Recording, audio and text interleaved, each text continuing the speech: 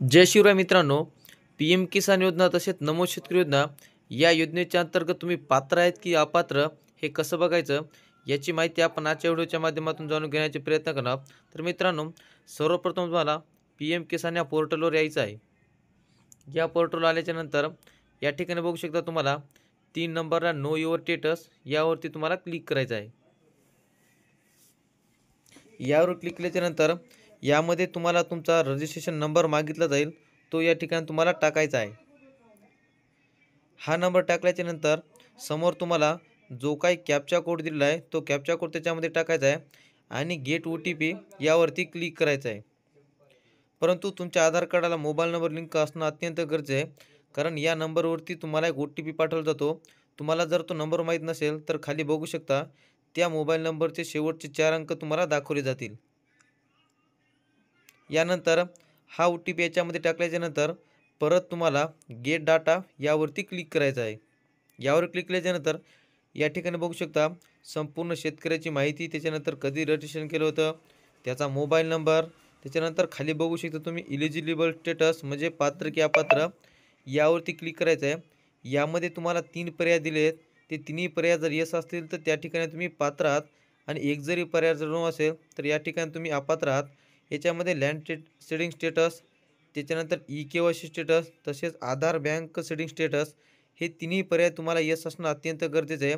यानंतर यामध्ये तुम्ही पूर्ण माहिती बघू शकता की तुमचे किती हप्ते पडले, कोणत्या तारखेला पडले, त्याच्यानंतर कधी पडले, कोणत्या बँक अकाउंटमध्ये पडले, ही संपूर्ण माहिती तुम्हाला यामध्ये दिलेली आहे.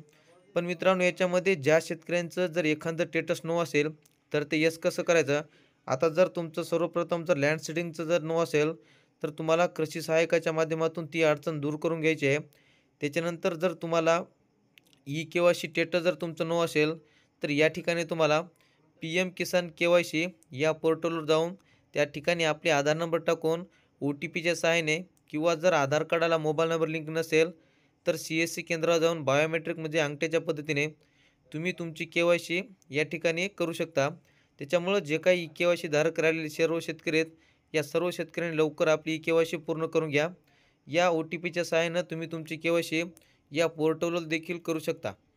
त्याच्यानंतर शेवटचं म्हणजे तुमच्या आधार बँक संलग्न असणं अत्यंत गरजेचं आहे आणि हे जर नसेल तर तुम्ही सरळ पोस्टाचं खातं काढून घ्या.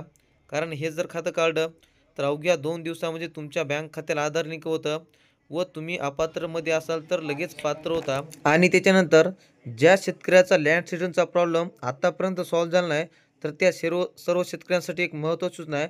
कारण की राज्य शासनाच्या माध्यमातून प्रत्येक तालुक्याच्या ठिकाणी आता पी एम किसानचा एक अधिकारी देण्यात येणार आहे आणि त्या अधिकाऱ्याच्या माध्यमातून ह्या सर्व शेतकऱ्यांच्या अडचणी सोडवल्या जाणार. तर मित्रांनो, हे होतं महत्त्वपूर्ण अपडेट. नमो शेतकरी योजना व पी एम किसान योजना या योजनेमध्ये तुम्ही पात्र आहेत की अपात्र हे कसं बघायचं हे आपण या व्हिडिओच्या माध्यमातून जाणून घेतलं.